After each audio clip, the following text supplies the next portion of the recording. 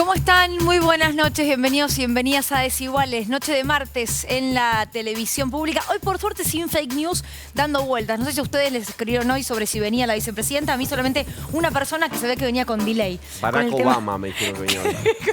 No, pero lo digo en serio. Hoy, por suerte, sin ninguna fake news detrás de nuestro programa, que como siempre va atrás de la agenda política, económica, social de la Argentina, que está bastante agitada. ¿Quién marca, de hecho, esa agenda? Es la pregunta en estas semanas, ¿no? Porque la Libertad Avanza pareciera que con sus enunciados, con sus propuestas barra no propuestas, ya van a ver por qué digo lo siguiente, va buscando constantemente la reacción. Y vaya si eso no ocurrió en torno a, bueno, una revisión sobre la dictadura y los años 70 en la Argentina, que es lo que se pretende por parte de cierto sector. Anoche compartíamos las palabras de la candidata a vicepresidenta, Victoria Villarroel, que dicho sea de paso, hoy gran nota de la colega Maya Hartensbaski en La Nación, contando que nunca trabajó. Así como escuchan, Victoria Villarroel le cuenta en esta entrevista a la colega del diario La Nación que ella fue bancada por su familia para que tenga tiempo para estudiar la historia. No trabajó. Matrícula suspendida desde hace años. Bueno, es diputada nacional, ¿no? Desde el 2021, pero interesante, ¿no? Para saber si hay alguna experiencia de gestión, al menos en la fórmula de la Libertad Avanza. La verdad es que no, Milei sí ha trabajado, pero siempre como empleado, nunca gestionando. Interesante, insisto, para tenerlo como un apuntecito. Pero anoche con Jonathan Viale, Victoria Villarroel decía de Estela de Carlotto que era una abuelita que se ocultaba detrás de su hija montonera. Le respondió Estela de Carlotto hoy, dio varias entrevistas, esto dijo. Yo no les deseo mal ni nada, simplemente me ha tocado a una hija y yo por mis hijos doy la vida. Y si ella supiera comer altura, pobre mujer esta, ¿no? Bueno, no le tengo lástima, no le tengo odio, nada. Lo que deseo es que no exista para la sociedad argentina en el momento en que necesitamos un gobierno serio para recomponer todo lo que necesitan los que menos tienen, los que no comen, los que no tienen casa, trabajo, escuela, etc. Esta fue la respuesta de Estela. Y la verdad que en torno a esta reivindicación de la última dictadura cívico-militar que hizo Victoria Villarroel, pocas voces políticas se animaron a decir estoy de acuerdo. Sí, en lo que tiene que ver con, bueno, hubo víctimas por parte de la guerrilla, eso está claro, nadie niega ese dolor ni puede medir si es mayor o peor que otro, eso no existe. Ahora, decir que estuvo bien y criticar de esa manera a Estela de Carlotto me parece que tiene alguna como pasada de línea por parte de Victoria Villarroel, que claro, cuando sale de su modo actoral y centrado, bueno, termina diciendo lo que anoche veíamos. Pero es muy interesante lo que empieza a ocurrir en cierto sector de la política argentina. Y voy a mencionar a alguien que fue ministro de Seguridad de la Ciudad de Buenos Aires, que hoy por hoy es vicepresidente de la legislatura porteña, legislador de Juntos por el Cambio, como es Martín Ocampo, ex fiscal, si no me equivoco, además, ¿no?, de la ciudad, Néstor Martín Ocampo. Fiscal general. Ex fiscal general, después se acuerdan que terminó corriéndose del cargo del ministro por las piedras al micro de Boca llegando a la cancha de River en aquella final de la Libertadores. Pero Martín Ocampo, insisto, que hoy está en la legislatura porteña y forma parte de Juntos por el Cambio, dijo algo que ojalá comience a escucharse con un poco más de ganas de acá a octubre, porque es lo mismo que escuchábamos en la campaña Lula-Bolsonaro de Brasil de la última elección presidencial. Escuchen lo que dijo Martín Ocampo. Pocos acuerdos tiene la política argentina. Un acuerdo de política de Estado es sustentar la democracia y la valoración que hacemos sobre la dictadura. Esa es una política de Estado de los últimos 40 años de la democracia argentina. Y este señor con esta señora vienen a romper esa política de Estado que teníamos. Si la grieta antes era kirchnerismo, no kirchnerismo, ahora la grieta es dictadura y en el lado de la no dictadura estamos el kirchnerismo y nosotros. Yo de verdad celebro esto que dijo Martín Ocampo. De hecho, no lo están diciendo tampoco mucho en Unión por la Patria, ¿eh? Digo, no hay muchas personas que públicamente estén diciendo, che, pará, acá hay partidos políticos argentinos que te pueden gustar más o menos, pero de otro lado hay directamente negacionismo y banca a un gobierno dictatorial como fue el militar antes de 1983. Ahí hay una línea muy marcada.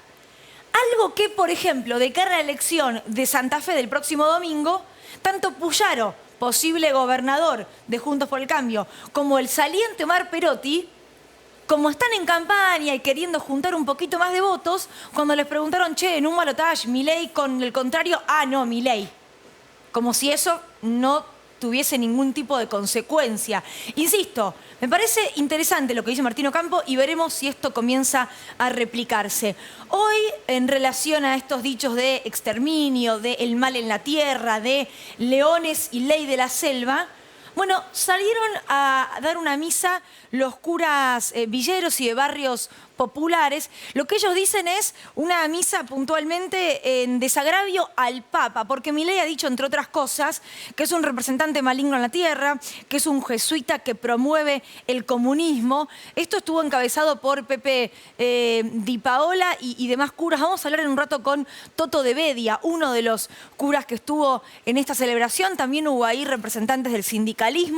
Pero me parece interesante, insisto con esto, una frase del padre Pepe Di Paola que dice: si solamente se despierta a los leones se comen a los más débiles y ahí rige la ley de la selva. Y habló de justicia social desde el Evangelio, desde la postura, por supuesto, de la Iglesia. Un papa que, recordemos, digo que en 2024 quiere venir a Argentina o tiene planes de venir a la Argentina. Una Iglesia defendida en cuanto a institución por Victoria Villarruel, en lo que tiene que ver, por ejemplo, con subsidios. Pero ¿qué pasa con el rol del Papa Francisco, que ha dicho en una entrevista con Gustavo Silvestre hace un tiempo, ojo con los mesías, ojo con los que no tienen experiencia y te ofrecen el oro y el moro y una solución mágica a todos tus problemas? Ojo, y el Papa Francisco en ese momento comparó ese mensaje con Hitler. Directamente fue la comparación que hizo, algo que Milei después, insistimos, empezó a responderle agraviándolo, y de eso vamos a hablar hoy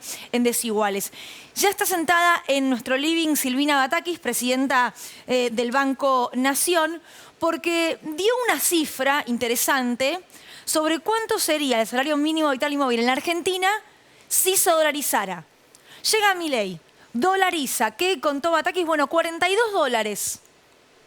$42 el salario mínimo vital y móvil. Bueno, ¿por qué? Nos lo va a explicar, por supuesto, qué evaluación se hace para hablar de ese número. Pero como decíamos antes, propuestas barra no propuestas de Milei de cara a octubre, porque primero era dolarización, libre portación de armas, privatización de la educación, basta de planes sociales. Todo eso ahora es, bueno, en realidad no tanto. O sea, sí, pero no, como dice el meme. ¿No me creen? Escuchen a Darío Epstein, asesor económico de Javier Milei, quien se está reuniendo en su nombre con empresarios en las últimas semanas, que dijo lo siguiente. A ver, vamos a ser claros. Javier Milei tiene una propuesta de dolarización muy concreta. Tan concreta que no vamos a dolarizar si no hay dólares. ¿Ok? Estamos trabajando en un proceso donde lo más importante para poder dolarizar, que tiene sus defectos también, no solamente virtudes, tiene defectos, pero lo más importante es que no puede haber déficit fiscal. Porque si yo cierro el grifo de la emisión monetaria y tengo dólares y no tengo crédito y tengo déficit, no cierro. Le voy a preguntar a Silvina Batakis, bueno, cuáles serían los defectos que incluso Darío Epstein reconoce. Y se acuerdan que lo que había dicho Ocampo, ¿no? Otro de los asesores de Milei. Bueno, la plata va a llegar. Mientras tanto vendemos la joya de la abuela, privatizamos, regalamos, etcétera. Bueno, ahora te dicen, bueno, sí, podría ser, pero no. Ojo, porque esto ya se viene repitiendo y seguramente va a seguir siendo tema de debate. Flor Barragán, por supuesto, se mete también en la economía, en lo que tiene que ver con la medida que anunció Sergio Massa ayer por la noche. Esto de ahora en adelante, cualquier pyme que tome a un trabajador por 2 años no paga las contribuciones patronales. Bueno, ¿cuánta guita se ahorraría un empresario pyme en ese caso? El objetivo, lo dijo Massa ayer, convertir planes sociales en empleo. Esto se puede hacer, ya se va a implementar, todo esto lo cuenta Flor Barragán. Y Néstor Espósito, atención, porque nos trae el costo, lo que sale, la plata, de la mayor casta dentro del Poder Judicial, que es la Corte. Yo no digo esto a modo peyorativo, porque si hablamos de casta como eso que está entronado en un lugar y en el poder desde hace mucho tiempo, bueno, vaya si la Corte no es un lugar de privilegios, sin pagar impuestos a las ganancias, teniendo la última palabra en cualquier discusión judicial de la República Argentina. Bueno, ¿cuánto nos cuesta la gran casta que es la Corte Suprema de Justicia? Lo cuenta Néstor Espósito. Y atención, porque esto es anuncio, ustedes saben muy bien que el día jueves hay partido. Argentina-Ecuador, eliminatorias a las 21 horas en el Monumental. Bueno, cuando termine ese partido, acá, en el link de Desiguales, Sergio Massa, el ministro de Economía, el candidato a presidente de Unión por la Patria, en una entrevista exclusiva para la televisión pública, apenas termine el encuentro Argentina-Ecuador. Termina Messi y venimos nosotros con una entrevista que, por supuesto, en este momento sirve y mucho. Bueno, me voy al living. Saludo a mis compañeros que ya los van a ver, ya los estuvieron viendo. Igual está Néstor, está Flor y está Nico. Y me voy con Silvina Batakis. Gracias, Silvina, por haber venido. ¿De Boca querés que hablemos o...? También, por supuesto, podemos hablar. Está mejor que River, la verdad, ¿no, Nico? River es el actual campeón del fútbol argentino, Bueno, si no pero recuerdo está mal. bien, Está jugando una copa. Ahí está. Esto es lo que nos divierte a Pero nosotros, en la realidad. conductora me entrega. Pero escúchame, yo quería que ganen Boca y River este fin de semana. Los dos me defraudaron. ¿Viste cuando no esperás nada e igual te defraudan? Nosotros tenemos la cabeza en otra copa, por eso. Sí, lamentablemente. Silvina, arranco por lo que estuviste contando en las últimas horas. Esto de, bueno, efectivamente, si Milei asume y dolariza, el salario mínimo vital y móvil sería de $42. ¿Por qué ese número? A ver, hay muchos cálculos respecto de cuántos dólares se necesitarían en Argentina para poder hacer efectiva esa dolarización, ¿no? Esa dolarización tiene que ver con todos los billetes que están dando vuelta, que tenés vos en la billetera hoy, que tenemos todos nosotros en la billetera, que tenemos en nuestras cajas de ahorro, y puede seguir sumándose agregados económicos, decimos todos, agregados monetarios. Pero bueno, aproximadamente se necesitan 35.000 millones de dólares para poder hacer eso, y teniendo esos 35.000 millones de dólares necesitarías igual una devaluación previa. O sea, el dólar no estaría a 350 pesos o a 1.000 pesos, sino que los cálculos que hay van entre 3.000 y 8.000 pesos para poder hacer esa devaluación según esos cálculos. Cuando vos tenés un salario mínimo vital y móvil de 118.000 pesos, 120.000 pesos, lo que yo dije fue $24, porque lo hacía en el promedio de estas devaluaciones posibles del tipo de cambio. Era peor aún de lo que yo me había notado. Sí, Tuve como totalmente. una dislexia, ¿viste? Exactamente. Los di vuelta. Exactamente, $24. Pero bueno, por supuesto, eso depende del cálculo que uno pueda hacer en cuanto a la devaluación. Lo que sí me parece es que hay una estafa electoral también, ¿no? Escuchando también estas declaraciones de Darío Epstein, porque la gente votó creyendo en esa propuesta que se estaba haciendo, ¿no? Y si ahora empiezan a decir, bueno, quizás no se puede hacer o quizás tiene cosas malas, la verdad que la gente votó pensando en eso. Me parece que ahí hay una estafa. ¿Cuáles crees que son esas cosas que Darío Epstein dice? Ojo que dolarizar también tiene sus cosas malas. Bueno, en primer lugar, una devaluación de este tipo, ¿no? De 350 a 8.000 pesos, por ejemplo, y eso en un momento donde tenemos mucha inflación en Argentina, te puede llevar a un periodo de hiperinflación en donde es mucho más difícil el control de los precios. Esto clásicamente es un empobrecimiento absoluto de todos los trabajadores y trabajadoras de Argentina, pero recordemos además que en El Salvador, por ejemplo, cuando se hace la dolarización, un presidente electo, en Ecuador, perdón, un presidente electo es derrocado del gobierno. Un presidente electo democráticamente es volteado básicamente por la medida de la dolarización. Y lo que sí ha sucedido es que esos países que han dolarizado, que son experiencias muy chiquititas, no son comparables con la economía argentina, no han podido transitar un camino hacia el desarrollo, hacia el crecimiento. Son países que realmente tienen muchísima desigualdad, muchísima inequidad y tasas de desempleo muy altas. Recordemos que en la convertibilidad en Argentina, si bien no era una dolarización formalizada como la pretende hacer Milei, la verdad que teníamos desempleo de 2 dígitos. Y esas son las cosas malas que tendría la economía. Un riesgo hiperinflacionario, un desempleo de 2 dígitos y un empobrecimiento absoluto de la población. Flor. Sí, consultarte, digamos, si Argentina no hubiera tenido tantos años de inflación, digo, porque este año los últimos años uno puede considerar algunas variables, pero ya lleva más de una década de inflación, ¿crees que la gente querría la dolarización o hay ahí alguna autocrítica de decir, bueno, si se hubiera manejado mejor la moneda, la gente querría el peso?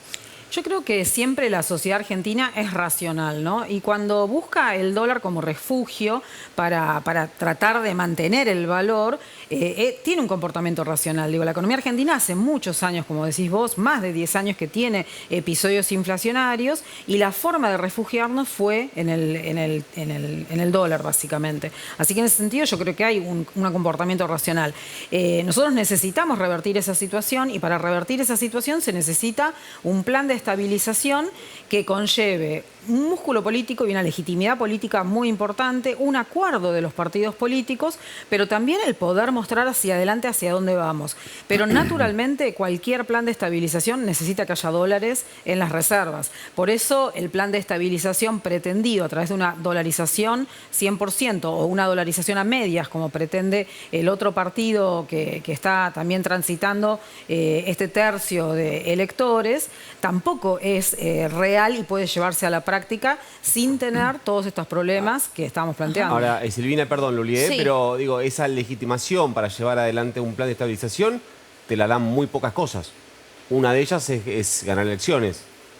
Sí, sí, sí. Por eso yo decía que nosotros necesitamos ganar las elecciones y necesitamos tener dólares en el Banco Central, cosa que hoy no podría hacerse ninguno de estos dos planteos, ni de Patricia Bullrich ni de Milei. Y por eso ayer nuestro candidato a presidente fue muy explícito, no solamente en el sentido de generar puestos de trabajo, formalizar esos puestos de trabajo, sino también en que Argentina necesita un programa exportador, pero un programa exportador que tenga vectores concretos de hacia dónde queremos ir y qué queremos exportar.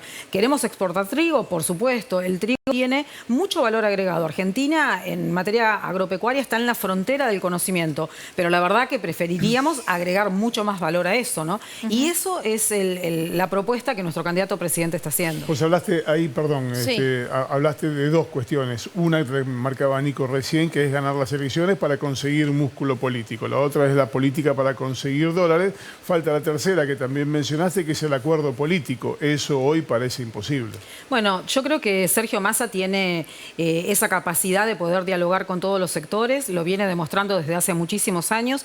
Creo que también su experiencia como presidente de la Cámara de Diputados habla de una persona que puede tener diálogo con todos y que puede llevar adelante y tiene decisión y voluntad política de hacerse cargo de los problemas, ¿no? Esta revisión, estas dos últimas revisiones del Fondo Monetario que se demoraron en llegar, tiene que ver con que había un Sergio Massa muy determinado en que no se iba a hacer la devaluación que estaba pretendiendo el Fondo Monetario Internacional, y eso llevó que la negociación fuese más extensa. Pero básicamente con el trabajo cotidiano que él venía haciendo, bueno, se llega a que sea menor de lo que se pretendía, pero bueno, también tenemos el problema del Fondo Monetario que vino de la mano de Juntos por el Cambio. Creo que eso no tenemos que perderlo de vista. Nuestro espacio político nunca hubiera elegido tener al Fondo Monetario en Argentina, porque lo que sucede es que pasás de tener la autodeterminación, de definir vos las políticas públicas que querés, a una exodeterminación, ¿no? La Sí, determinación de nuestras políticas es más que un tutor. La determinación de las políticas las hace un organismo Claro. externo. Flor, tenés una placa con información relacionada a esto que mencionaba Silvina, ¿no? Sí, porque recién Batakis mencionaba una de las medidas que ayer hacía referencia al ministro de Economía, Sergio Massa, sobre un poco estas propuestas, ¿no? Se veía mucho un Sergio Massa tal vez saliendo a contestar a Milei, y ayer dio algunas propuestas concretas que las trajimos acá para repasarlas. Por un lado, lo que decía el programa de desarrollo exportador. Se viene también un presupuesto con superávit fiscal, más obras de infraestructura energética, como fue en su momento el gasoducto Néstor Kirchner, y la simplificación tributaria. Esto es, hay un montón de impuestos en Argentina, pero son muy poquitos los que te explican la mayor parte de la recaudación. Así que esto, algunas propuestas concretas. Por ahí la pregunta es, ¿por qué crees, Silvina, que no se hicieron antes algunas de estas? Bueno, hubieron muchos condicionantes, ¿no?, para poder hacerlo, entre ellos el Fondo Monetario Internacional, ¿no? Y por otra parte, respecto del programa de desarrollo exportador, uno necesita también conocer cuáles son las oportunidades, las capacidades y la infraestructura que necesita nuestro territorio. Recordemos que Argentina es el 7º país del mundo en materia territorial. Por ahí nosotros no nos damos cuenta porque vivimos en Argentina y bueno, nos lleva mucho tiempo ir de una provincia a otra, y es el país que tenemos y es hermoso y grande. Pero necesitamos esa infraestructura para el desarrollo de las capacidades exportadoras, necesitamos tener un plan de infraestructura. Y todo eso lleva tiempo, amalgamarlo y planificarlo, ¿no? Y bueno, y eso es lo que está abocado nuestro ministro. Y en cuanto a la simplificación hacia quienes tienen que contribuir más en esta exportación y en generar puestos de trabajo, hoy, por ejemplo, también en el Ministerio de Economía, a través de la Secretaría de Producción, se lanzó un instrumento que tiene un potencial enorme, que es de simplificación financiera para cada una de las empresas que necesitan sacar créditos. Sí. Esto es muy importante para Argentina. La mayoría de las cosas que mencionó Flor y de lo que estamos hablando tienen que ver con la macro, como se dice, ¿no? Y me parece que esta elección, o al menos varios de sus votos, se dieron por la micro, se dieron por el salario no me alcanza, se dieron por la inflación cada vez que voy al supermercado me asusta, se dieron por, che, no está cambiando nada, me dijeron que me iban a ordenar la vida y esto no ocurrió. Digo, en ese sentido, las medidas como el bono que se pidió para privados y que se va a dar, entiendo yo, para estatales, veremos qué pasa en alguna de las provincias que dijeron que no podían, o el aumento en la UH o los bonos para jubilaciones o aumentos jubilatorios. ¿Es lo único que hoy está en condiciones la Argentina de hacer económicamente? Digo, ¿más esfuerzo que esto se puede hacer desde el Estado? A ver, en primer lugar, nosotros reconocemos que la situación está muy complicada, los salarios no alcanzan, los ingresos, las changas, la verdad que no alcanzan, y en ese sentido son estas medidas que vos mencionabas, ¿no? Que esperemos que ya la semana que viene estén todas en la práctica funcionando bien. Nosotros en el Banco Nación, que vamos a ser vehículo, por supuesto, de muchas de esas medidas, ya hoy, por ejemplo, anticipamos y aprobamos todo para que directamente, operativamente, ya la semana que viene, cuando esté todo de parte del Poder Ejecutivo, ya puedan estar en la calle. Pero sí reconocemos la situación compleja que hoy está viviendo Argentina. Necesitamos trabajar desde ahora, pero hay una realidad que es muy compleja, que tuvo también que ver con la sequía, ¿no? Que a Argentina le falten 21.000 millones de dólares más los impuestos en pesos relacionados, es que te faltaron todos esos recursos para poder traccionar la economía desde otro lado. Y la microeconomía, por supuesto que es compleja y nosotros necesitamos llegar y a veces eso se demora. Digo, en eso nosotros somos conscientes y estamos trabajando como para poder llegar, pero bueno, sí cuesta. ¿Te gustaría que escuchemos a Carlos Melconian? Ocupó tu lugar, no digo tu puesto actual, fue presidente, el primer presidente del Banco Nación de Mauricio Macri, después él entiendo que renunció. Sobre el bimonetarismo, su propuesta puntual, dijo lo siguiente, quiero escuchar tu opinión después. Yo ya he hecho público que no vamos a hacer ni más ni menos en materia cambiaria que lo que ya ha decidido la sociedad argentina, que es el régimen de bimonetariedad, que hay que ponerlo dentro de la ley.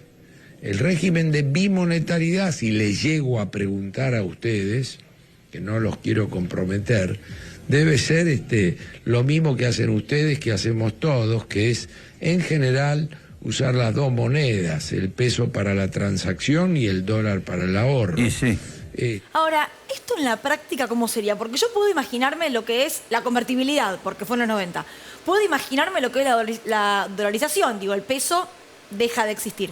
¿Cómo sería una economía bimonetaria en Argentina? Porque él dice, es la que ya existe. No, bueno, eso no es cierto. Nosotros sabemos que todas las transacciones que nosotros realizamos, las realizamos en pesos. Por ahí sí los argentinos estamos acostumbrados a hacer cálculos en dólares. Pero en la práctica nosotros funcionamos en pesos. Bueno, excepto lo que tiene que ver con propiedades. Sí, pero digo, en la vida cotidiana... Y los alquileres ilegales. Le va a hablar Nico de eso en un rato. Sí, pero digo, en la vida cotidiana nosotros nos manejamos en pesos. Entonces, llevar una ley para que pueda hacerse todas las transacciones en Argentina en una moneda o en otra moneda, lo que haría es que colapsaría el sistema, nuevamente lo mismo que sucedería con el sistema en dólares, ¿no? Llevaría a una devaluación extrema, muy grande, y esto colapsaría y llevaría a una hiperinflación. Y déjame mencionarte, ya que mencionaste que fue presidente del Banco Nación, nosotros hoy recibimos un premio al Banco Nación porque dio ganancias, porque todos sus indicadores totalmente objetivos dieron ganancias. Es el premio Fortuna al Banco Nación, entre una terna de bancos fue elegido el Banco Nación. Recordemos que en la gestión anterior el banco tuvo pérdida durante 3 años, 2017, 2018 y 2019. En 132 años de historia, solamente 3 años de déficit, y fueron la gestión de Juntos por el Cambio. Y está el préstamo Vicentín, ¿no? Está el préstamo Vicentín, el préstamo Molca, que se dieron a sola firma 300 millones de dólares. Entonces, digo, ¿lo va a cobrar el Banco Nación alguna vez esos dólares? Bueno, la oferta que hace la empresa es pagar con una quita impresionante a 56 años y sin intereses, ¿no? Y nosotros la verdad que no podemos aceptar eso porque es una estafa para el Banco Nación, pero para todo el pueblo de Argentina. Y eso es la gestión de Juntos por el Cambio, que incluye, por supuesto, a Melconian. Recordemos que ese crédito es el más grande que ha dado el Banco Nación en la historia, el crédito del Banco Nación a Vicentín, una empresa que no tenía ningún tipo de garantía para decir, che, te lo voy a devolver. O sea, pensemos esto en una persona que va a pedir un crédito al banco. Te piden hasta el tipo de sangre, más o menos. Sí, ayer un empresario me dice, nos piden hasta el ADN del perro. Pero bueno, acá... Del perro clonado. Sí, puede ser. Acá lo que sucedió es que ya se sabía que Vicentín iba a la quiebra y el día anterior se le firma este crédito de 300 millones de dólares que claramente fue una estafa para el Banco Nación. Por eso también hay muchas personas procesadas. ¿Quién ganó plata con eso? ¿A quién le convino? Y seguramente al sector privado y a muchos que otorgaron créditos desde el exterior, ¿no? Que hoy están tratando de encontrar la forma de recuperar el crédito a través de una planta que evidentemente tiene un potencial de rentabilidad enorme. Nico. Silvina, te voy a hacer una pregunta completamente fuera de agenda porque hoy ya pasó de ser una fantasía a un sueño, pero ¿qué hace falta para que un banco como el Banco Nación relance créditos hipotecarios accesibles? Digo, se está discutiendo mucho la ley de alquileres, que nosotros acá la debatimos mucho, pero digo, hoy comprar una casa con un crédito bancario es imposible, no existe. Sí, nosotros debatimos mucho el tema dentro del banco porque la verdad que siempre es el anhelo, ¿no? De un banco como el Banco Nación que llega a todo el territorio nacional, pero hoy la macroeconomía no lo permite, ¿no? En este momento de inflación en donde los precios relativos están muy distorsionados, es muy difícil, ¿no? Poder otorgar un crédito con los salarios y con el valor de las propiedades. Necesitamos tener estabilidad para poder pensar cuál sería el crédito hipotecario posible. La verdad que hoy es muy difícil, pero sí, puertas adentro es un tema que debatimos prácticamente todos los meses. ¿Y qué tipo de estabilidad hay que pensar? ¿Hay que pensar inflacionaria? ¿Hay que tener dólares en el Banco Central? Digo, cuando hablamos de estabilidad para pensar en esa coyuntura posible para un crédito hipotecario, ¿qué tipo de estabilidad? Nosotros necesitamos estabilidad en materia de precios, ¿sí? La macroeconomía. Ahora sí, para tener esa estabilidad macroeconómica necesitamos tener dólares. Vos sabés que la inflación en Argentina, nosotros siempre decimos que tiene muchísimas causas, pero la verdad es que hay un componente muy importante que tiene que ver con el valor de la divisa y el valor de la divisa tiene que ver con la cantidad de dólares. Por eso es tan importante esto del programa exportador que decía nuestro candidato a presidente. Nosotros pudiendo tener una balanza, un saldo favorable el año que viene, que seguramente lo vamos a tener a través de la buena cosecha que va a haber. Este año se perdieron 21.000 millones de dólares y se prevé que el año que viene, en lugar de tener 21.000, vamos a tener entre 26.000 y 36.000 millones de dólares solo por la cosecha, más lo que seguramente nos va a dejar vaca muerta, más lo que va a dejar el litio, más las economías regionales. Todo esto va a permitir una estabilidad en el tipo de cambio que naturalmente va a incidir en la inflación. Entonces, teniendo esa macroeconomía un poco más estable, ahí sí se puede pensar en un crédito hipotecario. Si las ganas de Milei son las de prender fuego el Banco Central, ¿qué pasaría con el Banco Nación, por ejemplo? También lo mismo, ¿no? Recordemos que los asesores que hoy tiene Milei son los mismos que asesoraron a Menem. Por eso ayer nuestro candidato a presidente decía que son una foto color sepia, porque esos mismos que estuvieron en aquel momento son los que están hoy. Había un plan de privatización en el año 96, 97, 98. ¿Del Banco Nación? Del Banco Nación, sí. Uno puede encontrar algún tuit de Carlos Rodríguez que dice que efectivamente está avanzado el plan de privatización. Y por otra parte también estos 3 años de déficit en 132 años de la gestión anterior, lo que hacían era encontrar una forma de legitimar, llevar a la privatización. Porque claramente los que vinieron al Banco Nación del sistema financiero saben, no es que no conozcan cómo se maneja un banco, lo saben muy bien y lo llevaron a la pérdida. Había un objetivo político de que el Banco Nación diese pérdidas para poder privatizarlo. Claro, si no sirve, se privatiza. Exactamente. Por eso digo que entre estos 3 tercios que nosotros hoy estamos enfrentando para la próxima elección, hay 2 modelos. Básicamente, hay un modelo que lo comparten Milei y Patricia Bullrich en materia económica. Coincido con vos en que son distintos en materia de justicia, pero en materia económica son lo mismo. Y en ese sentido, la privatización del Banco Nación sería también una realidad. Vamos a encontrarnos todos abrazando al Banco Nación, así como en algún momento abrazamos a nuestro Hospital del Cruce y a las universidades para que no sean privatizadas. Esto es lo que plantea básicamente los 2 espacios políticos de la derecha. O sea, lo que vos decís es, los asesores de Javier Milei son la casta menemista, que ya tuvieron un plan que era privatizar el Banco Nación.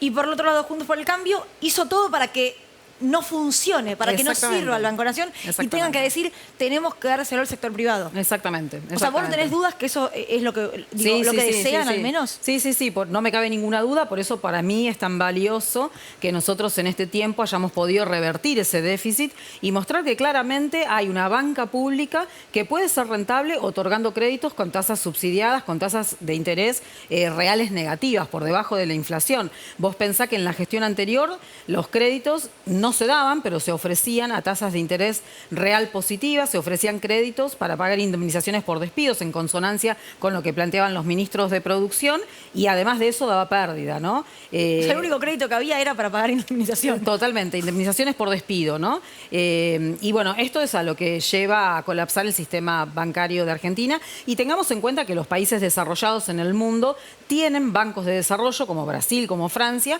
o agencias de desarrollo como todos los estados en Estados Unidos. Ahora, ¿vos coincidís con Ocampo en que, más allá de que entiendo la diferencia que vos haces de proyectos económicos que hay entre los tres espacios, pero coincidís con el legislador Martín Ocampo en que hay una diferencia en Juntos por el Cambio y Unión por la Patria versus La Libertad Avanza en cuanto a democracia, no democracia? Sí, por supuesto. Yo creo que no se puede hablar de libertad cuando efectivamente se está defendiendo la dictadura cívico-militar que tuvimos en Argentina. Y en ese sentido celebro también que algunos referentes de Juntos por el Cambio salgan a distinguirse de eso. No puede ser que en 40 años de democracia estemos viviendo esta defensa de la dictadura, ¿no? En otras partes del mundo el negacionismo claramente está sancionado por la ley y por la sociedad. Acá la verdad que creo que una muestra del valor que nosotros le hemos dado a los derechos humanos y a nuestra democracia fue cuando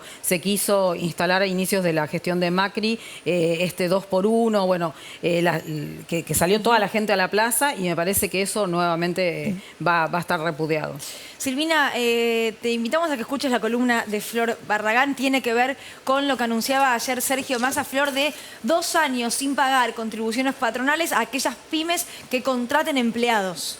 Sí, así es. Esa es una de las próximas medidas. Antes repasábamos un poco las propuestas. Esta dijo que iba a ser una medida concreta ya para los próximos días. Aquí trajimos los detalles. El objetivo entonces está en el mercado laboral y la medida concreta es eximir el impuesto a las contribuciones patronales, por ahora en las pymes. Se habla mucho de esto, ¿no? De diferenciar lo que tiene que ver las leyes laborales entre las grandes empresas y las que son más chicas. Trajimos un ejemplo para que el que está del otro lado pueda ver en qué consiste ¿cuántos esto. números? Claro, para limpiar de tantos números y que no se asusten, no sé si la podemos ver acá. ¿Cuánto se ahorrarían las empresas con esta medida? Porque las contribuciones patronales, en definitiva, son lo que paga una empresa cuando le paga el sueldo a un trabajador y agrega lo que le pagan jubilación, 16%, obra social, un 5%, el PAMI, un 2%, asignaciones familiares, 7,5%, la ART, que es variable, el seguro de vida, un fondo del desempleo. Bueno, todo eso suma las contribuciones patronales, que pueden ser entre el 18 y el 20% del sueldo. Entonces, hicimos un ejemplo de un sueldo neto que puede ser de 230.000 pesos. En ese caso, la pyme ese mes se ahorraría 97.000 pesos, lo trasladamos a un año, sería 1 millón en todo el año, pero lo cierto es que sería una de estas medidas para fomentar la generación de empleo. Ahí igual yo estuve conversando con un montón de empresarios y también me gustaría escuchar la opinión de Silvina en este caso, que lo que te dicen es que hoy el costo laboral por ahí no es el mayor problema, en el sentido de que los sueldos están muy bajos, sino más que el problema no está tanto en la entrada, sino más bien en la salida y todo lo que viene con los despidos, las indemnizaciones, los juicios laborales. Entonces ahí consultarle a Silvina por ahí cómo ve este tipo de medidas o qué otras propuestas podría haber. A ver, en primer lugar, respecto de estos datos y de esta propuesta que hizo ayer nuestro candidato a presidente, básicamente se hace cargo el Estado, ¿no? Que esto me parece también que hay que decirlo. No es que de golpe desaparece el aporte, aporte, sino que ese aporte lo empieza a hacer el propio Estado. O sea, el trabajador no deja de percibir todos estos aportes que son importantes en un salario. En segundo término, me parece que nosotros estamos enfrentando un proceso de revolución tecnológica, revolución 4.0, inteligencia artificial, y que nosotros tenemos que incorporarlo, ¿no? Tenemos que ver hacia dónde va el mundo laboral del futuro, y en ese sentido yo creo que lo que nosotros no tenemos que hacer, y creo que no lo hacemos, es obturar los debates. Tenemos que sentarnos. Yo varias veces me he sentado a escuchar la idea de la mochila laboral, por ejemplo, y así como esa propuesta, otras propuestas, y creo que nosotros tenemos que sacar lo mejor para los trabajadores. Nosotros queremos seguir defendiendo el derecho a los trabajadores a recibir indemnizaciones, pero por supuesto entendemos también que el mundo corre hacia algo que todavía no conocemos, pero que lo estamos transitando y que nosotros tenemos que debatirlo. ¿Es un costo el tener un empleado, como dicen algunos? Eso lo dice Mauricio Macri, ¿no? Que el salario es un costo más. La verdad que cuando uno estudia esa microeconomía y un empresario, por supuesto, lo pone en su balance del lado de las erogaciones, por lo menos, ¿no? Pero bueno, para nosotros el trabajo es el vehículo de la movilidad social ascendente, es el vehículo por el cual nosotros podemos hacer esa distribución y tener una sociedad más equitativa. No hay otra forma en nuestro espacio político de entender la economía sin que los trabajadores ganen participación en el crecimiento económico que tiene el país. Por eso tenemos que dar los dos debates, y queremos dar los dos debates, que es cómo crecer y cómo distribuimos. Para nosotros la economía es eso, ¿no? Crecer y distribuir. Y la mejor distribución es a través de generar puestos de trabajo. Silvina, gracias por haber venido. Un placer. Ya vamos a ir al móvil con el sacerdote Lorenzo Toto de Bedia, uno de los curas villeros que hoy participó de esta misa de desagravio al Papa Francisco por los dichos de Javier Milei a el sumo pontífice. Pero antes de ir al móvil, un resumen con lo que pasó hoy y por qué llegamos a que esa misa tenga lugar. Este país tiene tantos años de justicia social. ¿Qué es la justicia social? Es la envidia, el odio, el resentimiento. A ver, habría que informarle al imbécil ese que está en Roma, ¿sí? Que defiende la justicia social. Que sepa que es un robo y que eso va contra los mandamientos. Yo le tengo miedo a los salvadores sin historia.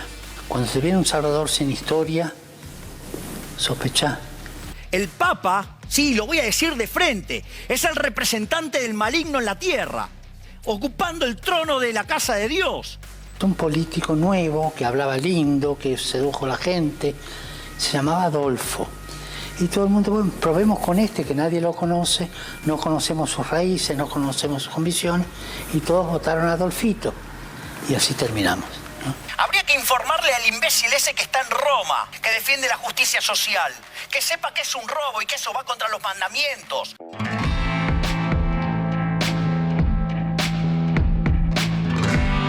La justicia social parte del Evangelio, parte de la doctrina social de la Iglesia. Pero ojo, en definitiva el ataque va a las raíces de nuestra fe y del humanismo. Estamos acá para decir que queremos al Papa y que necesitamos su palabra. Necesitamos que Él nos siga encendiendo el corazón en la esperanza de que otro mundo es posible.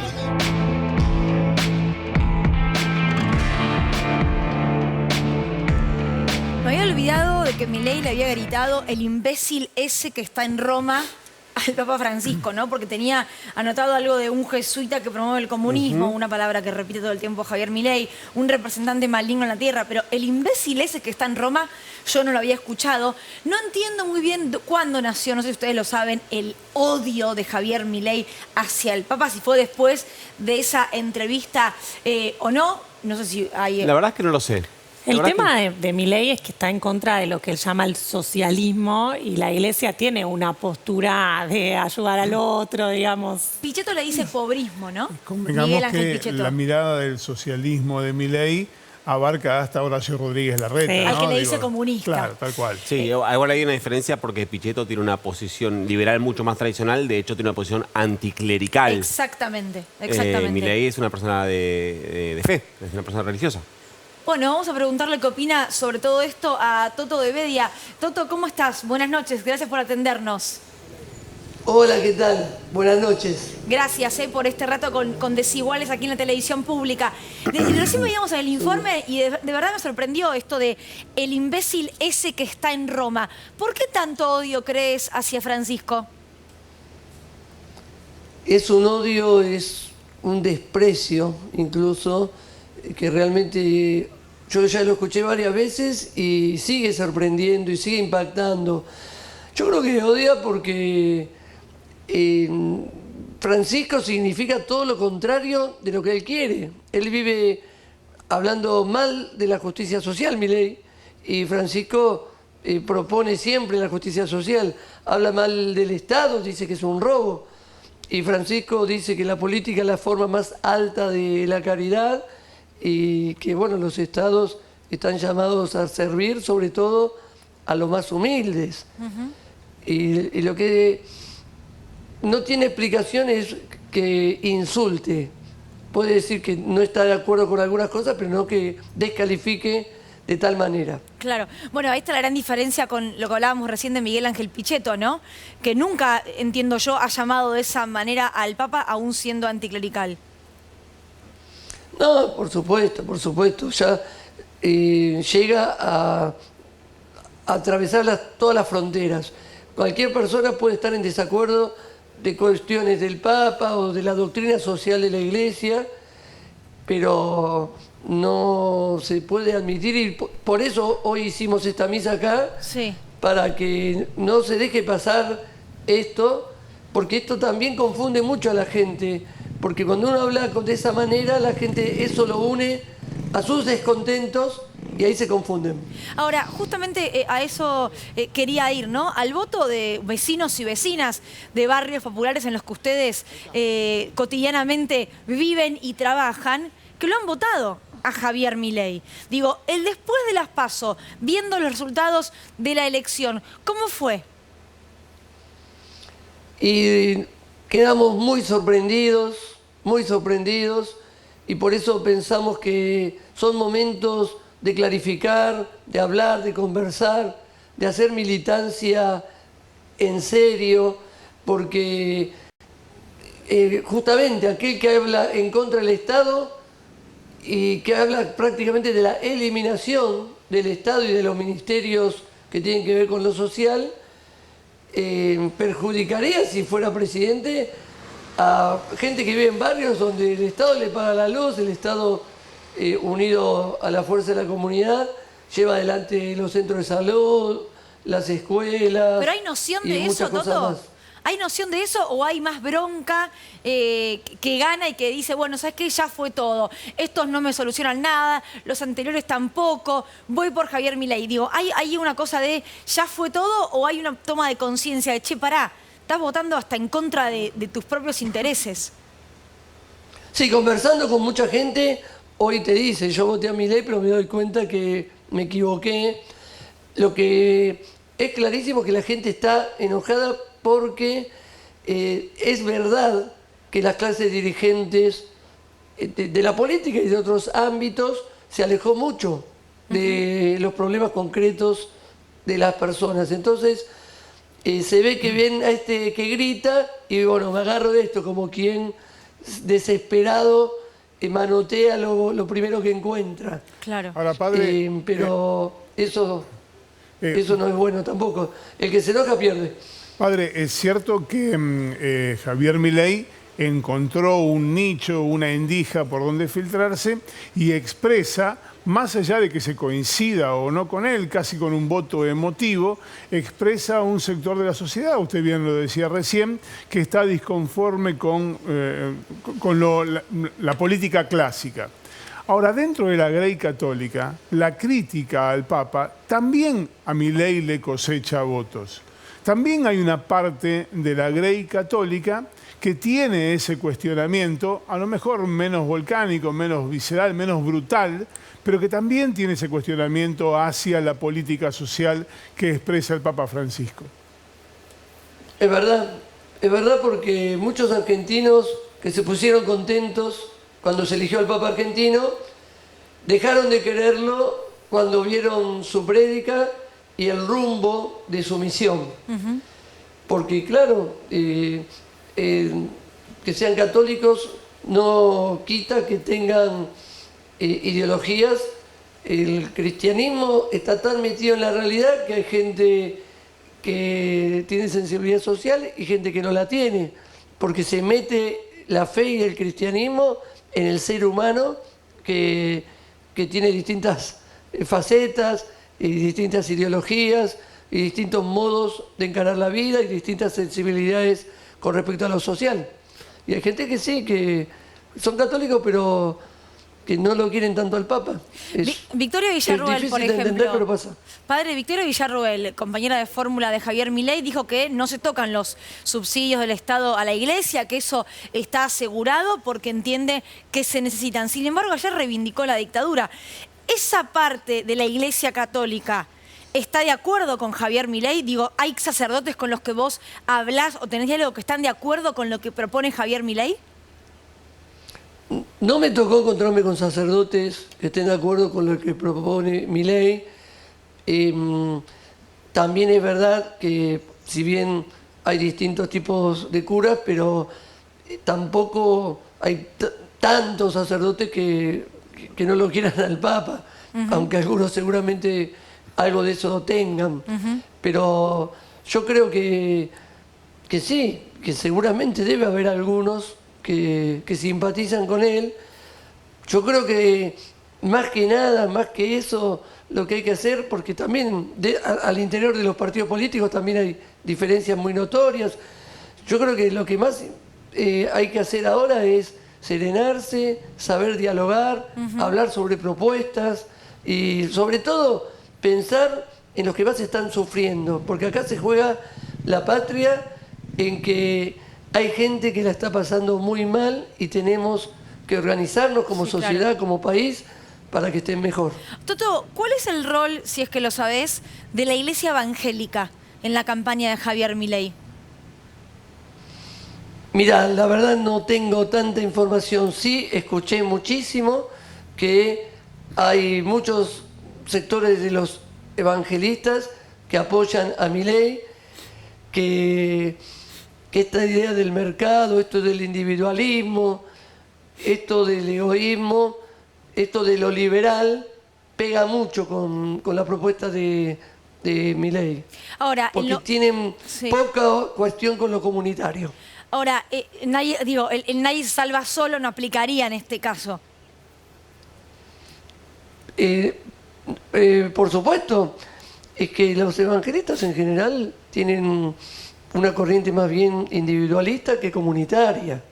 ¿Y en los barrios está creciendo el evangelismo? Porque pienso en Brasil, por ejemplo, donde la iglesia evangélica es súper importante, tiene muchísimos fieles creyentes, le han dado un apoyo muy explícito y grande a Jair Bolsonaro. ¿Eso en Argentina está creciendo? ¿Se ve en los barrios?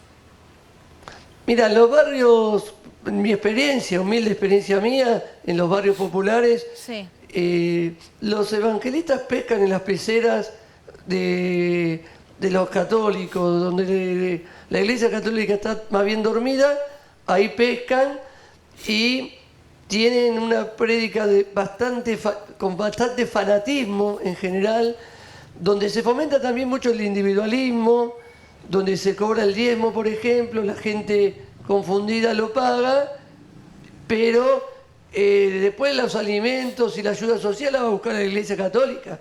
No, en la experiencia mía, en general, sé que hay excepciones, pero no se ve a los evangelistas en un armado comunitario y ayuda social. Ahora, vos hablás de la ayuda en lo que tiene que ver con comedores populares, ¿no? Con una asistencia por parte de la Iglesia. Ahí, ¿cómo crees que la dirigencia política, si quiere que la voten y si quiere que confíen en ella, tiene que ir a militar en los barrios? ¿Cómo tendrían que tomar la agenda del más humilde y transformarla en propuestas? Y tienen que bajar, que acercarse, que interesarse. Uno escucha los debates políticos, la agenda de los barrios humildes, de la gente más pobre, hasta el desempleo, eso no está. se habla mucho de economía, se habla mucho de personalismos, pero no... o sea, tienen que bajar a la realidad y visitando físicamente, no se los ve recorriendo los barrios, los candidatos o los distintos funcionarios y políticos. Es algo que me parece que en otra época había más cercanía, soñábamos que iba a crecer esa cercanía, pero lamentablemente, no sé si fue la pandemia o qué, pero en general, hay excepciones, la política se alejó de la gente humilde. ¿Y eso es lo que también vos creés genera bronca? Digo, se alejaron, no vienen, no me escuchan y ahora encuentro uno que grita y está enojado como yo, voy por ahí. Sí, y que después tiene que ser, no puso una mesa, no puso un cartel ni una calle, se metió por la ventana del TikTok y cosas de eso. Claro. Y sacó más votos que nadie. Es muy raro todo. Claro, Flor. Y también la realidad es más fuerte, más profunda que un TikTok o que un tweet. Y Lorenzo, ¿la ayuda social está llegando a las iglesias por parte del Estado? Sí, podríamos decir que comparado con lo que históricamente antes del 2001 era la gran ausencia del Estado en las villas, hoy por hoy tenemos que decir que hay mayor presencia, que hay ayuda social, pero falta optimizarla, falta ordenarla. La presencia del Estado existe más que antes, pero es muchas veces insuficiente o desordenada o poco eficiente. Toto, te agradecemos Hay que muchísimo. mejorarla. Sí, sin duda. Te agradecemos mucho por tu tiempo y un abrazo grande al padre Pepe, que es quemero como yo, así que no puedo evitar esto. Cuando lo veas, decirle que le mando un abrazo muy grande. Gracias, Toto. Que yo soy de Colón, que perdió con Huracán el otro día, no, así pero que quiero se que lo lo voy a hagas decir bien. de mala gana. El productor, Se lo voy a decir de mala gana. Toto, el productor que me está hablando por la cucaracha también es hincha de Colón y me gritó, vamos. Así que tenés acá Bueno, a vamos. uno que te banca. Unámonos para zafar todos del descenso. Así va a ser, así que se vaya el rojo. Gracias, Toto. Capaz. Chao.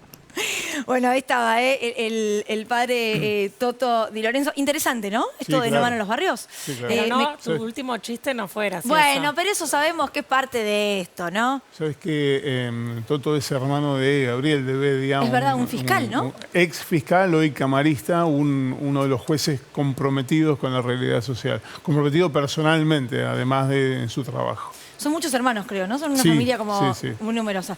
¿Qué tenemos? Seguridad social, ¿no? ¿Está en idea de seguridad social? ¿Estaba? Ahora está en el área de trabajo. Era fiscal en la seguridad social, ahora es camarista en los laborales. Toto de Bedia, yo le dije a Di Lorenzo ahí, hizo una mezcla de sacerdotes. Nos vamos con Nico, ¿no? ¿Nos metemos en el tema de Nico o dónde vamos? Néstor, listo, Néstor. Si quieren, entonces. si no. No, yo porque leí acá y aparecía feo Fiorentino. Sí. O sea, hacemos un trueque. Yo estoy para vamos con lo que vos Espósito, digas. con el gasto de la casta de la corte. Es toda una discusión si es gasto o es una inversión. En términos normales, lo que el Estado gasta en justicia en realidad no es un gasto, es lo que corresponde que haga una sociedad civilmente organizada para que alguien imparta justicia. Sin embargo, con lo desprestigiado que está el Poder Judicial en la actualidad en la Argentina, ahí tenemos una primera discusión. Mira, vamos a ver en esta placa cuánto le cuesta a los argentinos mantener, lo que estamos hablando es solamente de la Corte Suprema, no del Poder Judicial.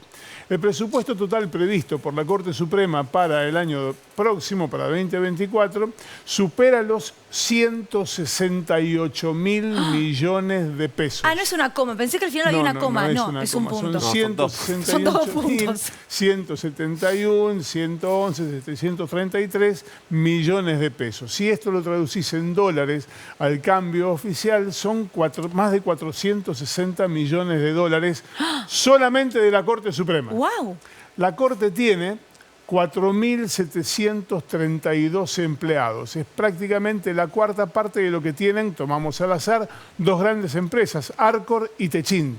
Tienen más o menos 20.000 empleados cada una. La Corte tiene 4.700 empleados. Cada uno de esos empleados, como el sueldo básico, el sueldo promedio de cada uno de esos empleados, insumen, está previsto para el año que viene, alrededor de 150.000 millones de pesos. Pero pará, estoy leyendo bien, el sueldo promedio es de 2,5 millones. Exactamente. Ahí tampoco hay comas, me parece, 2.646.000. Y eso que dicen que en el promedio se ahogan los enanos. Sí, claro. Bueno, aquí es bueno tener en cuenta, y sí, porque si... Nunca había escuchado. No, ¿cómo que no? Mirá que Vamos a poner el ejemplo clásico. Por favor. Si dos personas comen, una persona come 2 pollos, 2 personas comieron un pollo cada una, con lo cual eso tampoco es cierto. Este sueldo promedio de 2.646.000 pesos de cada uno de los trabajadores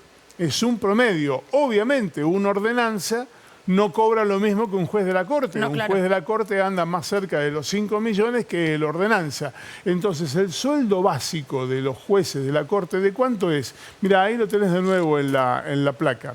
Un juez de la Corte tiene un sueldo básico de 2.070.254 pesos, pero esa cifra es mentirosa, porque la mayoría de los jueces de la Corte tienen una historia en el Poder Judicial. Entonces cobran una cantidad de pluses que incluyen entre ellos la antigüedad, que eleva casi al doble, en algunos casos más, ese sueldo promedio. Pero cada trabajador de la Corte Suprema cobra en promedio más de 2.600.000 pesos. Esto es lo que es el sueldo mensual. Esto es lo que en el año 2024 le va a costar, si es que podemos entender que es un costo, la Corte Suprema a la sociedad argentina. Y subrayo esta historia. Es solamente de la Corte Suprema. El resto de los juzgados nacionales y federales, que también salen de los impuestos de todos los argentinos, es mucho más grande todavía. Lo que estamos hablando es que el Poder Judicial le cuesta, insisto con este concepto capcioso, le cuesta a la sociedad argentina aproximadamente unos 1.000 millones, acaso más, de dólares por año. Ahora, hay algo que me parece interesante sobre esto que traes, Néstor, es lo siguiente. Para mí está muy bien que se paguen buenos sueldos en la justicia. Sí, claro, por supuesto. Digo, también debería ocurrir esto con el Poder Legislativo y con el Poder Ejecutivo. Y también deberían cobrar buenos sueldos los médicos y los maestros. Exactamente. Sí. Ahora, Y los municipales. hay algo que es, sí, de casta, que es ¿por qué pagando, o mejor dicho, por qué recibiendo esos sueldos que son muy altos y que seguramente un juez de la Corte lo merece porque llegó al máximo lugar en lo que es la justicia argentina, no pagan impuesto a las ganancias? No pagan lo que sí paga un médico, un enfermero, un trabajador de los medios de comunicación, un empleado de una pyme que tiene un sueldo elevado. Vos Digo, hoy en Argentina ganás $1.000, pagás el impuesto a las ganancias. Ganás 2 palos, no sé cuántos, y no pagan el impuesto a las ahí ganancias. es donde se transforma en casta, si se quiere. Digo, en esto de privilegios totalmente excepcionales en un país que tiene muchas deficiencias. Sí, además la discusión sobre el tema del impuesto a las ganancias es una discusión antiquísima, que además los jueces lo solucionaron ¿de qué manera? Dictando una resolución que los exime de pagar un impuesto a las ganancias. Y claro. No es la ley dice que deben pagar ganancias, ellos hicieron una interpretación respecto a la intangibilidad de los salarios por los cuales están eximidos de ganancia. Ahora, digo, más allá de esta discusión, que es una discusión antigua y que además se empezó a saldar con una desigualdad ante la ley. Un juez que ingresó hace 2 años paga el impuesto a las ganancias. Un juez que está hace 10 no lo paga. Entonces hay una desigualdad ante la ley que la propia justicia termina consagrando. Ahora, más allá de esto, el cálculo que hay que hacer es que cuando se habla de que el gasto público es excesivo, se habla de los planes sociales, se habla de los salarios, se habla de las jubilaciones, nadie habla de esto que estamos mostrando y que pocos muestran, aunque es un dato público, aunque es un dato que está publicado y es oficial. Bueno, de esto no te hablo. Y tampoco habla Javier Milei, ¿no? De la casta, porque viste que sí, muy de la casta de los políticos, de los ñoquis, de los vagos del Estado, de todos los que van a echar. Ahora, no se mete No. ni con Comodoro Pi, ni con la Corte Suprema. Viste que con la justicia no la critica mucho, ¿no? Tiene alguna gente que ya está caminando y que no es muy bien vista dentro del ámbito de Comodoro Pi. ¿Ya tiene operadores, O sea, decís vos? no sé si llamarlos operadores me parece un poco prematuro para hablar de operadores, pero hay gente que ya está referenciándose en Javier Milei dentro de la justicia federal. ¿Y por qué decís que no son bien vistos? Porque tienen algunos antecedentes que no son buenos. Uno de ellos es aquella famosa operación contra el juez Sebastián Casanelo. Bueno, algunos de esos implicados en aquella operación ya están caminando como Doropí, invocando el nombre de Javier Milei. ¿Tiene algún referente o asesor legal o en materia de justicia que haya hablado? Porque yo pienso en todos los de economía. Hablado, no. El principal referente, que además fue el apoderado de su lista, es Santiago Viola. Santiago Viola es uno de los sindicados como autores intelectuales de aquella operación contra el juez Casanelo. ¿Y eso le cae mal o lo mira medio de reojo? ¿Solamente Sebastián Casanelo y la gente que es amiga de él o la justicia en general? En Comodoro Pi están muy preocupados por la eventual llegada de Javier Milei a la presidencia de la Nación. Eso te quería preguntar, porque la justicia por ahora no se expresó, digo, excepto alguno por ahí, pero a los colegas se los tilda de kirchneristas o no, lo que pasa peronistas. Es que ningún juez o fiscal va a tomar una definición de carácter partidario porque se cerraría la... No públicamente. Claro. No públicamente, pero en el esquema de los candidatos que compitieron en las PASO, el plan A, digamos, la mejor opción era Horacio Rodríguez Larreta. Les gustaba más. Era Horacio Rodríguez Larreta.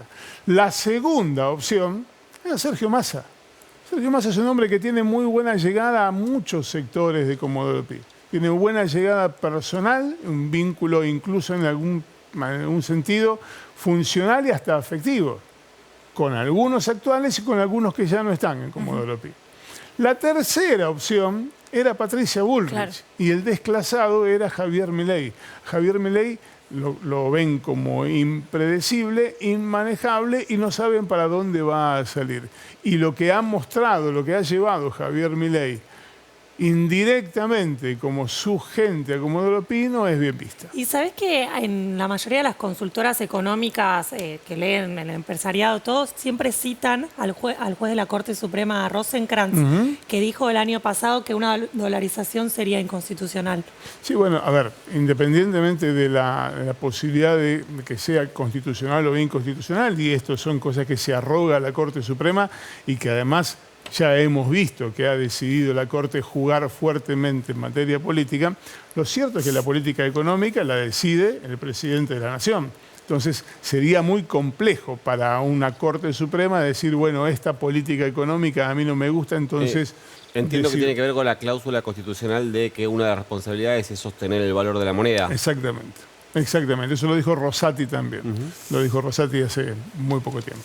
Seguramente Néstor nos seguirá contando sobre la libertad avanza en el mundo judicial. Pero este domingo, y ahí nos vamos a meter, hay elecciones en Santa Fe.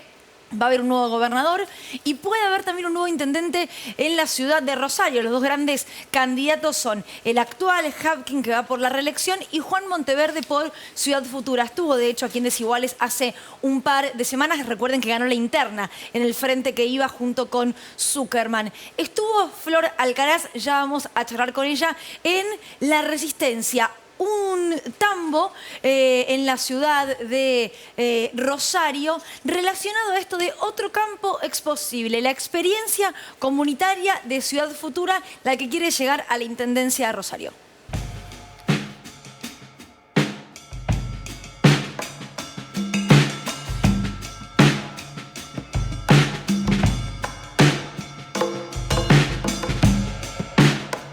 Vinimos hasta la ciudad de Rosario a conocer la experiencia del Tambo La Resistencia, un proyecto comunitario, social y político que lleva adelante la organización Ciudad Futura frente a la crisis alimentaria.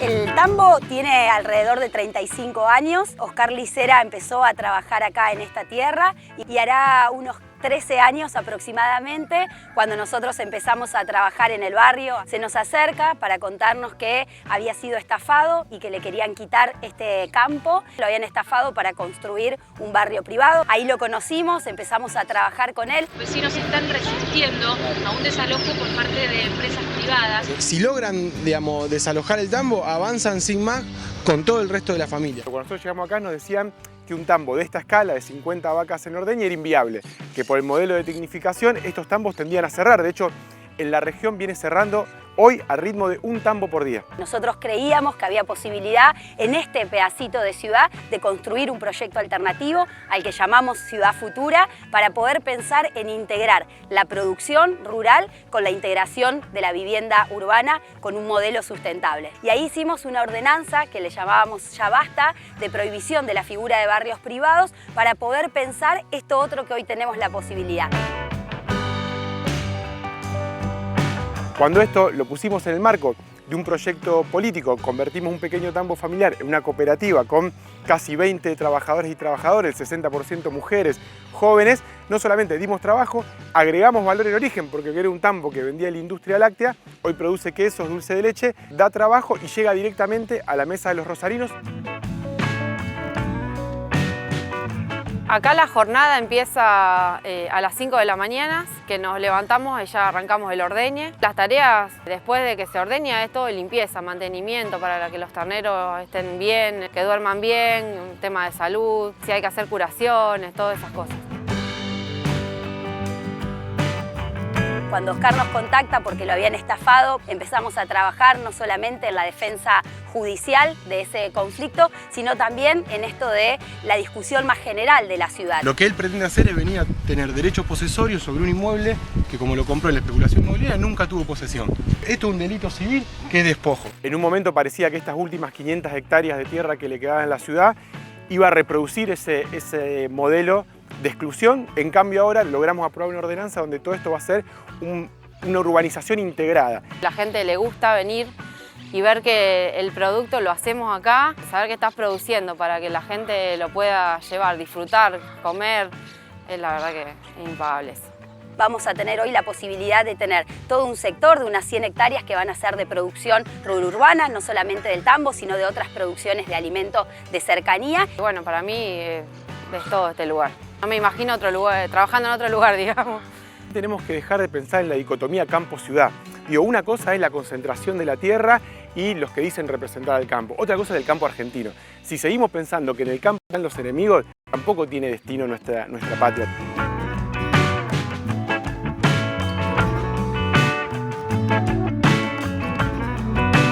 Cuando se habla de soberanía alimentaria parece un título muy abstracto que no se lleva a lo concreto. Sin embargo, estos proyectos demuestran lo contrario. ¿Hay posibilidad de llevar adelante estas iniciativas con apoyo estatal?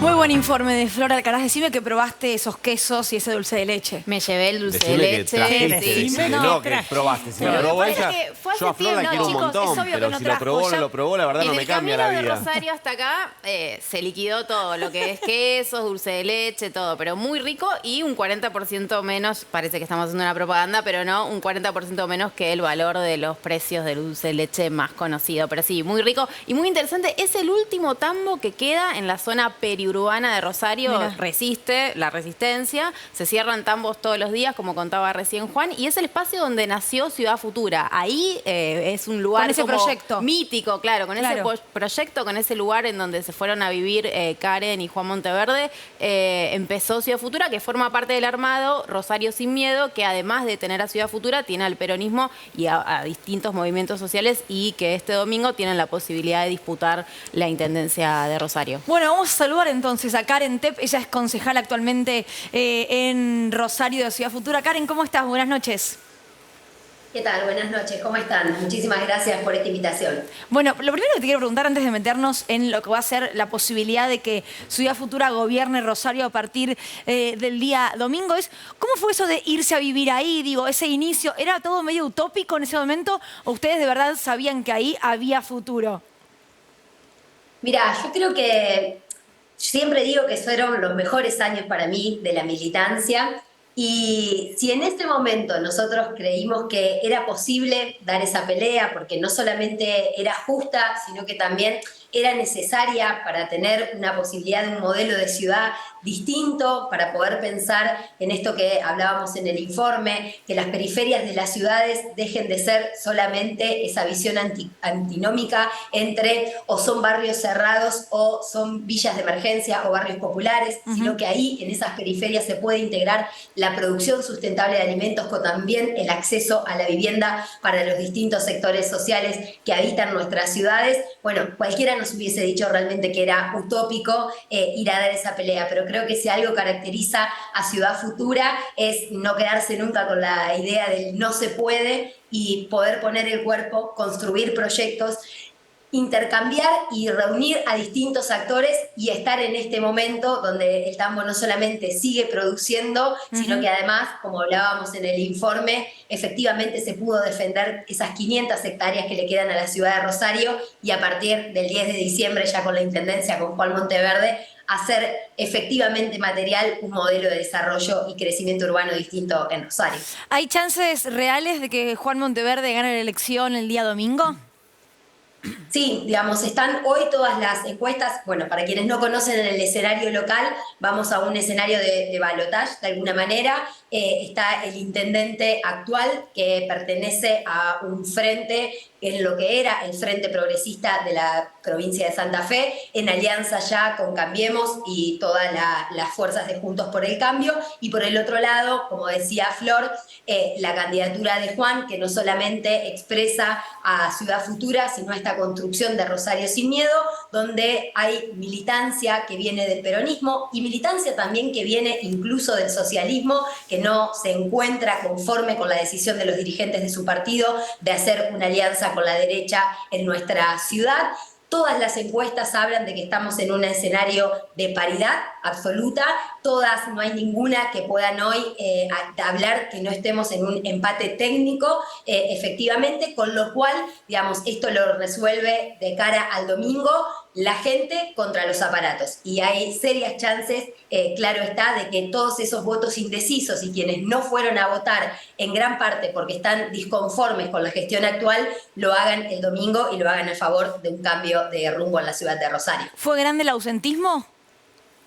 Sí, sí, y fue grande sobre todo en los barrios, ¿no? Esto es importante porque hablamos en general del número global de ausentismo en las elecciones PASO provinciales, que ronda aproximadamente un 60%. Ahora, cuando uno territorializa de alguna manera el voto, se encuentra con que la gente que vive en la zona céntrica de la ciudad fue a votar cerca del 70% y que el ausentismo es mucho mayor en los barrios populares y en la periferia de la ciudad de Rosario. Claro está, por un fuerte descontento, si se quiere, pero también porque ha habido muchos inconvenientes con lo que tiene que ver con garantizar, la movilidad. Estamos hablando de barrios que en la ciudad de Rosario hay una fuerte crisis del transporte público, tenés un local de votación que no está en tu barrio y no tenés conectividad de transporte público directo para poder trasladarte. Entonces, eso sin lugar a dudas está afectando y desde hace ya varios años la participación del voto de los sectores de los barrios populares de la ciudad. Flor.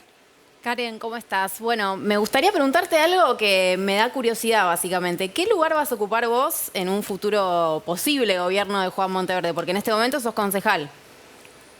Sí, así es. Bueno, yo estoy yendo por la reelección en la concejalía. Creo que sin lugar a dudas vamos a tener una fuerte tarea quienes formemos parte de un interbloque oficialista en la ciudad de Rosario, porque muchas de las transformaciones que vamos a querer poner en marcha van a necesitar de la construcción de consensos en el ámbito legislativo. Hay que hacer también un gran aporte en el cambio de la correlación de fuerzas en el ámbito local y en ese sentido, bueno, una siempre se pone a disposición del proyecto colectivo y hay de alguna manera una experiencia previa en estos años de poder desempeñarme en ese ámbito en particular, que es el Consejo Municipal, así que muy ilusionada también por asumir el próximo 10 de diciembre, pero ya no como concejala de la oposición, sino como concejala del bloque oficialista. Karen, hay dos, corregime si estoy equivocado en la percepción, pero yo presiento que hay dos Rosario. Una es la que conocemos los que vamos a pasear, una de las ciudades más hermosas de la Argentina, y la otra es la periferia, de la que esa periferia lo único que nos llega es el sistema narco. Digo, ¿cómo se vive en esos barrios, en esa segunda Rosario que es la que los que vamos a la ciudad no vemos o elegimos no ver tal vez? Mira, yo creo que hoy la situación en Rosario es un poco más compleja. No sé si es solamente dos Rosarios, sino que hay una fragmentación social y urbana que va planteando distintas realidades y que lamentablemente, digamos, nosotros estamos como ciudad ya hace 10 años cuadruplicando la tasa de homicidios respecto de la media nacional, ¿no? Pero la violencia en los últimos años ha ido acaparando distintos ámbitos de la vida social y urbana de Rosario. Digo, la violencia no solamente se ve en la sangre joven, fundamentalmente derramada en los barrios populares que han sido violentados en la ciudad de Rosario, sino que además la violencia hoy se ha vuelto no solamente un lenguaje y una forma de hasta cultural, sino que incluso un negocio en sí mismo, ¿no? Hoy tenemos delitos que tienen que ver, por ejemplo, con la venta de seguridad a comercios, porque si no son baleados, con extorsiones. Digo, la situación se ha vuelto muy difícil y eso ha afectado, ya te diría, casi a todos los barrios de la ciudad, excepto algunas zonas que puede ser quizás la que uno a nivel turístico más conozca de la ciudad de Rosario. Ante eso nosotros creemos que una estrategia de seguridad pública democrática tiene que tener 3 niveles. Por arriba nosotros necesitamos cortar con la ruta del dinero narco que se lava en el negocio en la ciudad de Rosario, en el negocio inmobiliario, pero también en otros rubros. Por eso hemos propuesto la creación de una agencia local antilavado para poder detectar aquellas maniobras sospechosas y cuando no se puede constatar el origen de los fondos en inversiones en la ciudad de Rosario, se pueda poner un freno y hacer cauce a la justicia. Por abajo, retejiendo un tejido social que sin lugar a dudas está roto y donde se necesita la mayor inversión social. Digo, la experiencia de Medellín es el caso más emblemático, cómo con este tipo de herramientas se puede disminuir los niveles de desigualdad y los niveles de violencia, pero también por el medio necesitamos recuperar la autoridad del Estado en todo el territorio. Hoy en la ciudad de Rosario hay muchos espacios donde no es el Estado el que gobierna, el que tiene la autoridad, sino que efectivamente hoy están bajo dominio de las mafias. Y ante eso necesitamos poder tener una descentralización de todas las áreas de control municipal y una articulación con una policía de Santa Fe que tiene que ser profesionalizada, que tiene que ser bien paga y que tiene que tener una clara conducción política que no tenga ningún tipo de vinculación con el delito. Karen, muchísimas gracias por tu tiempo. El domingo vamos a seguir muy de cerca lo que ocurra en Santa Fe a nivel provincia y en Rosario en particular. Gracias. No, muchísimas gracias a ustedes. Gracias. Bueno, y la próxima, Flor, traenos un quesito, un dulce de leche. Sí, el dulce de leche que hacen, yo lo probé, es delicioso. Llega. El queso no lo probé déjenle porque decirlo porque hasta ahora estoy con un hambre que ni te lo cuento. El señor ley de alquileres Nicolás Fiorentino. Tengo 2 grandes pasiones, ¿no? Una River y otra la ley de alquileres. Bueno, cada uno vive como quiere. Y eso que tiene un buen contrato. Sí, yo tengo contrato bajo ley de alquileres. Mira, muy sencilla la situación. Mañana y pasado sigue el debate en el Senado. Mañana se va a escuchar a los representantes de propietarios inmobiliarios, básicamente, el jueves a inquilinos. Ahora, mientras eso pasa en las reuniones, hay toda una rosca para tratar de ver qué pasa con la media sanción que llegó desde la Cámara de Diputados. La situación, el escenario es Juntos por el Cambio hoy no tiene los votos para convertir en ley la reforma de la ley de alquileres que vino de la Cámara de Diputados. Entonces ahí hay una negociación abierta que en un momento fue entre un bloque intermedio que tiene 5 senadores que termina siendo la llave para sacar todas las leyes, porque si se juntan con Juntos por el Cambio tienen los votos y si se juntan con el Frente de Todos tienen los votos. Qué lindo ser los senadores, Sí, son un poco caros, están medio víctimas de la inflación. ¿No? Entonces, estos senadores empezaron a tener conversaciones con Juntos por el Cambio, pero ahora se abrió otra instancia que es la posibilidad de un acuerdo con el Frente de Todos, es decir, que una ley que aprobó Juntos por el Cambio, más algunos aliados en diputados, sea modificada en el Senado por otra alianza, por otro acuerdo. Básicamente están viendo la posibilidad de modificarla en 3 cosas en esta plaquita que preparamos. La primera, las 3 cosas centrales que modificaron en la Cámara de Diputados. Volver al contrato de 3 años, Mirá. Eso es algo que están tratando de consensuar, que los aumentos no sean de 4 meses, cada 4 meses, como vino de la Cámara de Diputados, sino que sean semestrales y que haya, que esté atado al índice de salarios, no al mix que es hoy, que es salarios más inflación y mucho menos lo que vino de la Cámara de Diputados, que es básicamente lo que se les antoje a los propietarios. Tomen esto como una foto, es algo que se está discutiendo, puede cambiar, pero por acá viene el debate. Y un último dato, el presidente Alberto Fernández tiene sobre su despacho, esto es imaginario, no sé si pasa realmente, lo puede tener en un mail, un pedido de la agrupación de inquilinos para que firme un decreto que suspenda, en realidad que prorrogue los contratos de alquileres mientras dura el debate. ¿Qué es lo que está pasando? Las inmobiliarias y los propietarios no están renovando o están pidiendo 200, 300, esto que estoy diciendo es real, 200, 300% de aumento para la renovación. Esa es la foto hoy. Le pedimos a la propietaria de donde vive Flor que se apiade un poco. Bancanos. ¿Cómo se llama? No, estoy en plena negociación. Hacemos un corte. Vamos a Hacemos un corte, ya venimos.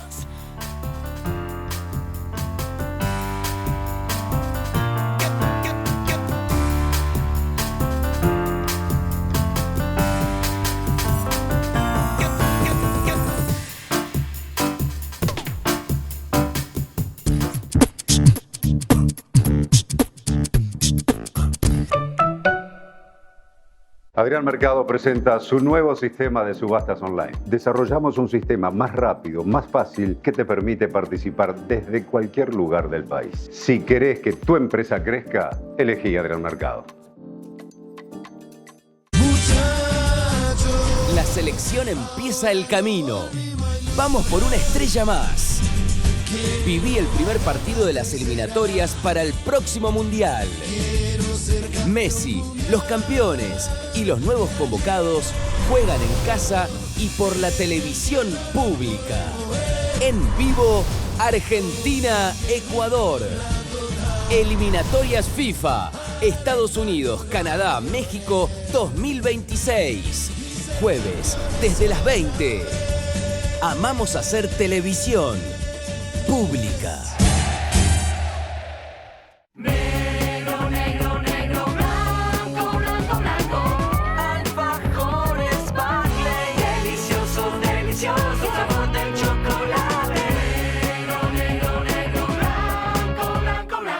En Telecentro sabemos que hoy el mundo se divide en dos, Team TV o Team Internet.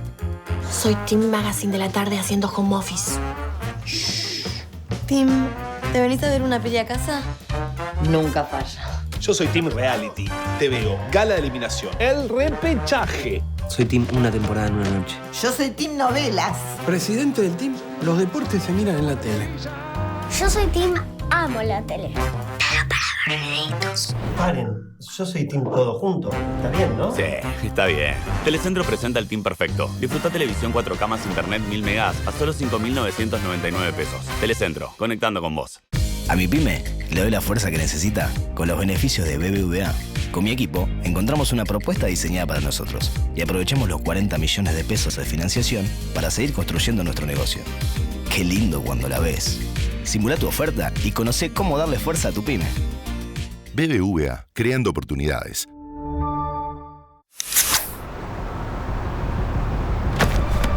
Dicen que la inteligencia artificial nos va a reemplazar a todos. Pero hay otra IA superior. La inteligencia de amigos. La inteligencia artificial calcula las chances de ganar un envido, pero no canta la falta con 4 como Marito. Falta envido. Hace una presenta de la Facu, pero no te presenta a Facu. Y recita 1000 hechos históricos argentinos. Se convierte, gana Argentina. Pero nunca va a quedarse afónica viendo argentinos hacer historia. Latón 710. La inteligencia más grande elige la lata más grande.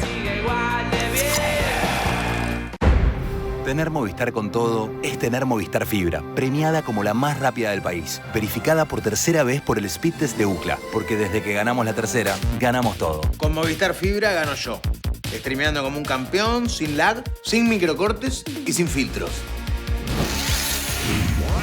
También nosotras, con Futuro y con todos los dispositivos conectados al mismo tiempo. Gano yo. Con misma velocidad de subida y de bajada. Además, viene con Movistar TV gratis. Con Movistar con todo, siempre salís ganando, porque tenés la internet más rápida del país, Movistar TV y tu celu con más gigas.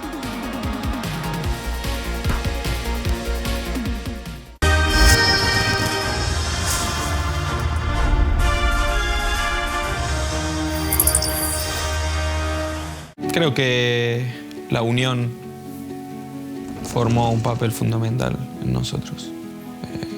El hecho de estar todos juntos, el que le tocó entrar dio el 200%. Sentís que vas en el aire, digamos, ¿no? O sea, te querés abrazar con todo el mundo. Este es un año electoral y no estamos en campaña, estamos en campañola. El que depositó el mejor atún recibirá la mejor tarta de atún. Eleginos, que por sabor, calidad y variedad somos sin duda la mejor opción. Elegí la Campañola.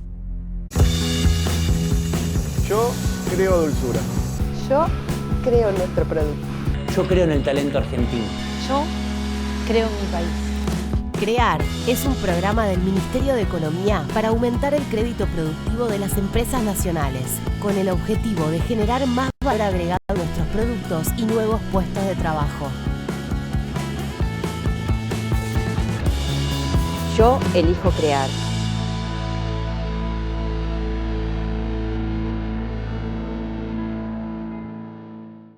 Mi pyme le doy la fuerza que necesita con los beneficios de BBVA. Con mi equipo encontramos una propuesta diseñada para nosotros y aprovechemos los 40 millones de pesos de financiación para seguir construyendo nuestro negocio. Qué lindo cuando la ves. Simula tu oferta y conoce cómo darle fuerza a tu pyme. BBVA, creando oportunidades. Llegó la 5ª edición de Previaje.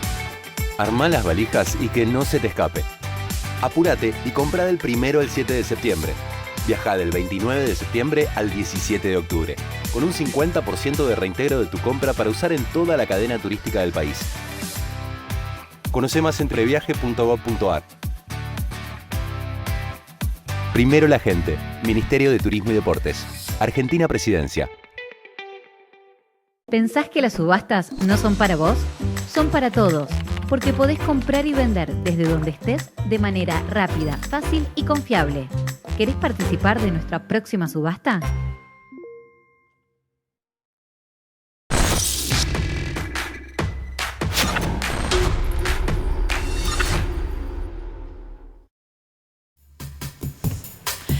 No, era menos de un minuto al final. Néstor, me engañaste. El tiempo es relativo. Ya nos vamos. Porque me dijo un minuto, yo estaba por decir una barbaridad. Este es mi problema, que yo digo barbaridades fuera del aire. No tiene nada que ver con el periodismo, tiene que ver con la vida Hay que privada. empezar a hacerlo todos los programas. Decirle un minuto, Luli, y le activás así. Y ahí arranco a decir cosas sobre gente que no está acá presente. Nos vamos, acuérdense que el jueves, después de Argentina, Ecuador, acá en Desiguales, viene el ministro y candidato Sergio Massa. Va a haber mucha gente mirando la televisión pública, así que será más que interesante lo que puede llegar a ocurrir. Mañana igual, miércoles, 9 de la noche, nos volvemos a encontrar. Gracias, Flor. Gracias, Néstor. Gracias, Flor. Gracias, Nico. Chao.